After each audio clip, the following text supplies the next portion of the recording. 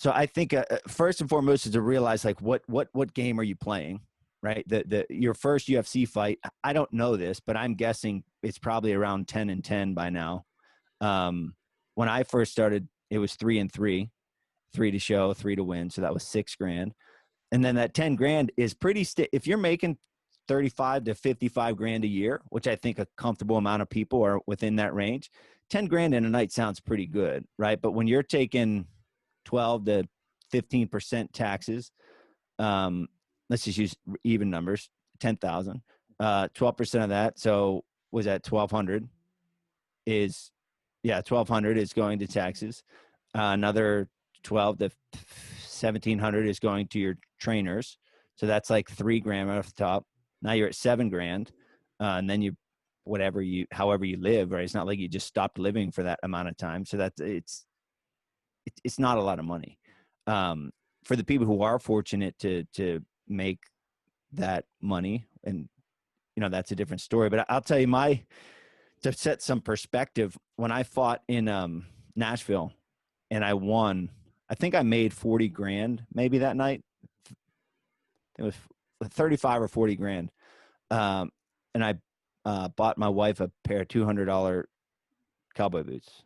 That was like the biggest splurge I ever had in my career. So it's like, I would definitely recommend, and again, I'm offering it advice from experience, not like whatever, but I just lived conservatively, and I have been able to do what I loved and wanted to do because of that, because I'm meticulous with my savings and I live conservatively, and I bank for a lot of rainy days, not just one rainy day.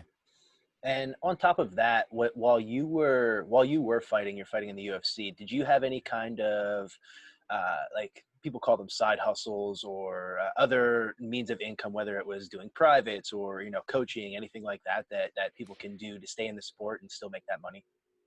I'd have to like think whatever by whatever to really get detailed there, but no, I didn't. I was fighting. So to say that I did. So at one point I was a graduate assistant coach and then an assistant coach early in my career. So that was anywhere from a couple grand to a couple more grand per year. But again, because of the way that I lived and the way that I operated and systematically saved and lived, it was because I don't want to do anything else. Like right now in my life, I don't want to do anything else. So this is how I live.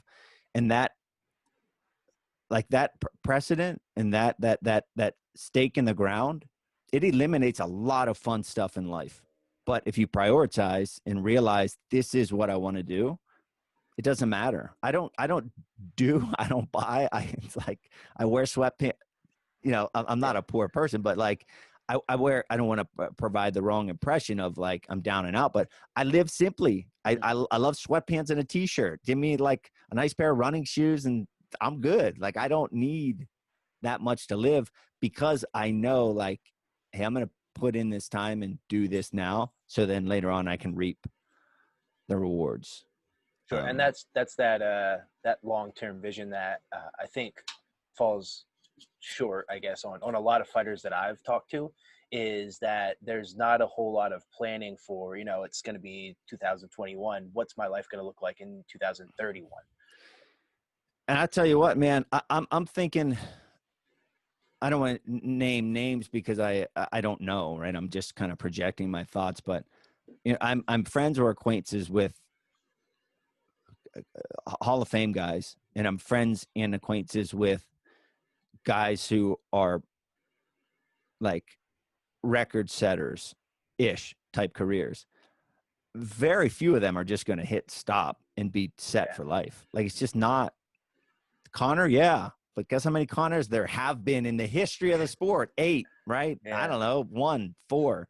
So it's not that likely. So my kind of philosophy is set yourself up to be able to do this for the time being, to live comfortably at a level that's acceptable in your life, and kind of set it up so that, hey, when I'm done, I can build off it and create something else. If a gym, one of my avenues could be to open a gym.